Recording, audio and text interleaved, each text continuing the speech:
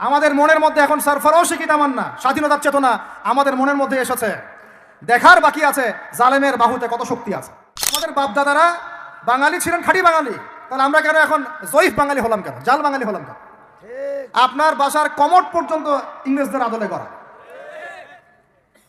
সবকিছুই খাবার অভ্যাস, খাদ্যাভ্যাস, আপনি পিৎজা বার্গার ছাড়া খেতেই পারেন না, খাদ্যাভ্যাস ইংরেজদের। তারপরে খাওয়া হালাল না হারাম সেটা প্রশ্ন করছি না আমি, আপনি প্যাশনেট না তো আমাদের সংস্কৃতি নিয়ে। আমাদের সংস্কৃতির মূল জায়গাটা কই? পাঞ্জাবি পায়জামা তো পড়ছেন না, এটা আমাদের সংস্কৃতি ছিল, ঢিলে ঢালা পোশাক পরতাম। আমাদের সংস্কৃতি ছিল মাছে ভাতে বাঙালি, ওই মাছ তো ফরমালিন দিয়ে সব নষ্ট করে ফেলেছেন, মাছেও ভেজাল ভাতেও ভেজাল, পুকুর সব ভরাট করে ফেলতেছেন, নদীগুলো শুকায় যাচ্ছে।